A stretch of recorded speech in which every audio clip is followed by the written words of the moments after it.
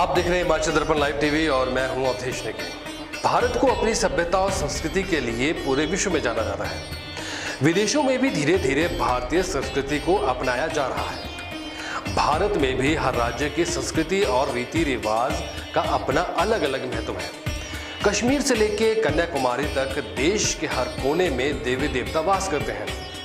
प्राचीन कथाओं के अनुसार भारत में 51 शक्तिपीठ और 12 ज्योतिर्लिंग हैं, जो देश के अलग अलग कोने में विद्यमान है। हर साल लाखों श्रद्धालु इन शक्तिपीठों और ज्योतिर्लिंगों के दर्शन करने के लिए आते हैं, जिसमें 4 धाम अमरनाथ और केदारनाथ की यात्रा सबसे महत्वपूर्ण मानी जाती है। अब अगर बात करें देवभूमि कहे जाने वाले हिमाचल प्रदेश की, तो यहाँ के कण कण में देवी देवता वास करते हैं। हिमाचल के लोगों में भी अपने देवी देवताओं के प्रति आस्था देखते ही बनती है।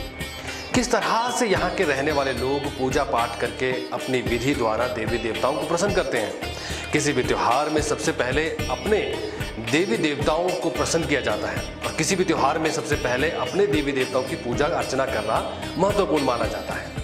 यहाँ की पारंपरिक वेशभूषा, रहन सहन और खान पान का अपना ही एक अलग महत्व भी है। आज हमारी सभ्यता और संस्कृति में इस अध्याय में हम आपको आस्था से जुड़े एक ऐसे मंदिर के बारे में बताएंगे जो हिमाचल प्रदेश की राजधानी शिमला के रामपुर में स्थित है। ये कहानी है श्री भीमा काली मंदिर की, जो देवी सती का ही अवतार मानी जाती है। पौराणिक कथाओं के अनुसार देवी सती को भी माँ दुर्गा का ही एक रूप माना जाता है। इन कथाओं में माँ दुर्गा के 108 रूप बताए गए हैं, परंतु 9 रूपों में माँ दुर्गा को अलग अलग रूपों में साक्षात विराजमान रहती है, ऐसा कहा जाता है। जिसमें पहली शैलपुत्री, दूसरी ब्रह्मचारिणी, तीसरी चंद्रघंटा, चौथी कुष्मांडा, 5वीं स्कंद माता, छठी कात्यायनी, 7वीं कालरात्रि, 8वीं महागौरी और 9वीं सिद्धिदात्री है। इसीलिए हिंदू धर्म के अनुसार नवरात्र में माँ दुर्गा के इन्हीं 9 रूपों की पूजा भी की जाती है। प्राचीन ग्रंथों के अनुसार मां दुर्गा का एक विकराल रूप भी बताया गया है, जो महाकाली का है।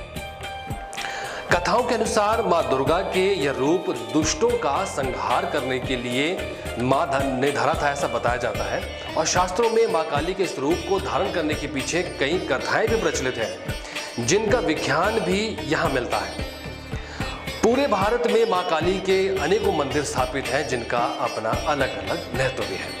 अब इन्हीं कथाओं के अनुसार मां काली के ही एक मंदिर के बारे में आज हम आपको बताने जा रहे हैं, जो हिमाचल के जिला शिमला के रामपुर में सहान में भीमा काली नाम से प्रसिद्ध भी है। क्या है इस मंदिर का इतिहास, देखिए विकास शर्मा के इस रिपोर्ट में।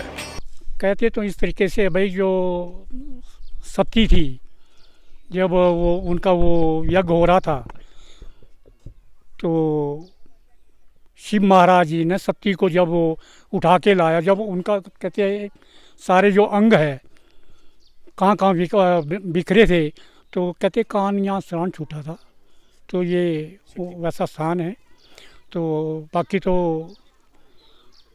वैसे उस टाइम से यहाँ कई राजे रहे, तो हम तो ये जानते हैं कि माननीय वीरभद्र जी यहाँ उनके बुजुर्ग राजे थे या कोई भी थे, तो उनकी इष्ट रही है ये। तो उस वक्त से ये मतलब माँ भीमा काली जो है उस तरीके से है, क्योंकि इनके पूर्वज जो है भीमा काली का अगला जो पोर्शन है उसी में वो रहते थे, उनके पूर्वज वीरभद्र जी के। तो इसलिए वो ये माँ भीमा काली जो उनकी इष्ट मानी गई है। तो हमें तो इतना ही नॉलेज है, लेकिन दूसरा एक जो हमारी बुजुर्गों की कहावत है, उसमें ये था कि उत्तराखंड में कोई साधु योगी वो तपस्या कर रहा था, तो उनका नाम था भीमा। तो जो हमारी कहावत में है कि भीमा, तो भीमा साधु कहीं घूमते घूमते जब तपस्या कर रहे थे, तो जब वो तपस्या कर रहे थे काली की, दुर्गा की, तो तपस्या से जो काली माता जो है प्रसन्न हो गई और वो प्रकट हुई है। तो उसके बाद उसने कहा कि भाई योगी, आप क्या चाहते हैं, मैं आपकी तपस्या से खुश हूँ, आप बोलो क्या चाहते हैं आप। तो उन्होंने जो कुछ उनसे मांगा, तो उन्होंने कहा कि ऐसा ही होगा जो आपने मांगा है।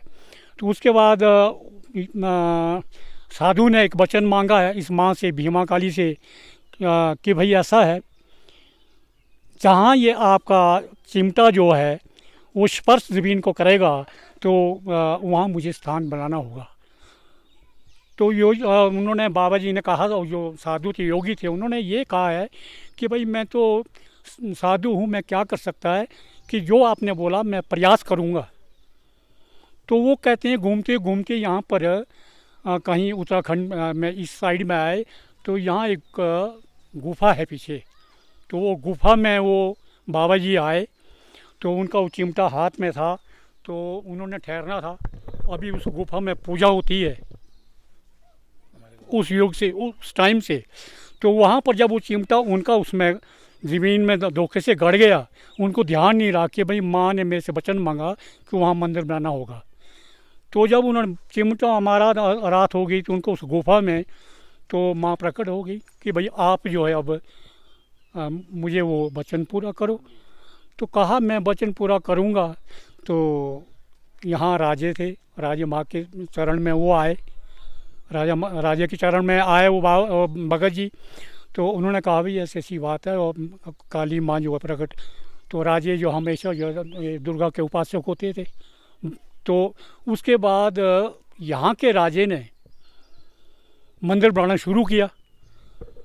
मंदिर बनाना शुरू किया है, हमारे हेलीपैड है साथ, हेलीपैड के साथ मंदिर बनाना शुरू किया है। तो उसमें दिन को चनाई होती थी, रात को गिर जाती थी। तो फिर जो यहाँ का उस वक्त राजा था, उसने पुलिस रखी, ये ऐसा क्यों हो रहा है, कौन शक्ति ऐसी है। लेकिन वो कोई दिखता नहीं था। राजा दूसरे दिन चढ़ाई करते थे, वो मंदिर नहीं बना। फिर कहीं ये माँ प्रकट हुई है किसी कन्या में कि मुझे वो स्थान नहीं, तब ये पिछले जो मंदिर है उसके बाद बने ये।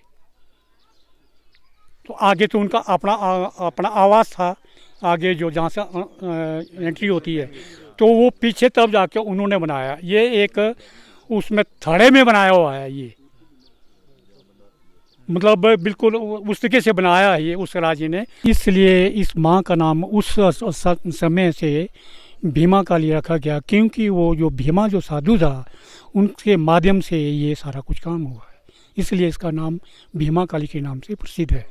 जानकारी के मुताबिक मंदिर के परिसर में रघुनाथ, नरसिंह और पाताल भैरव संरक्षक देवताओं को समर्पित 3 और मंदिर भी हैं।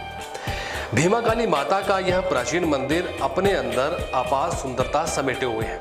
इसके साथ ही यह मंदिर खूबसूरत पहाड़ियों में अपनी अनूठी शैली से भी बना है, जो अपने अंदर शांति और सुकून का आभास भी करवाता है। जानकारी के अनुसार यह प्राचीन मंदिर करीब 1000 से 2000 वर्ष पुराना माना जाता है, जबकि इसके अंदर एक नया मंदिर 1943 में बनाया गया था। भीमा काली का यह मंदिर बौद्ध और हिंदू शैली का मिश्रण है।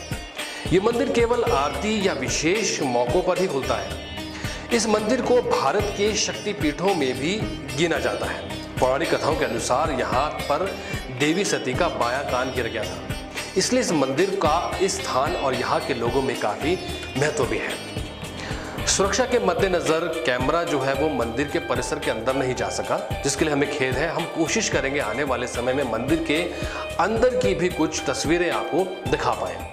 फिलहाल आज के लिए बस इतना ही। फिर आपसे मुलाकात होगी किसी और एक नई आस्था के साथ जुड़ी कहानी से। तब तक मुझे दीजिए इजाजत और आप देखते रहिए हिमाचल दर्पण लाइव टीवी। हिमाचल दर्पण लाइव टीवी, जो बात करेगा आपके हक की। सिर्फ खबरें दिखाना हमारा मकसद नहीं, जागरूकता लानी है। हिमाचल दर्पण लाइव टीवी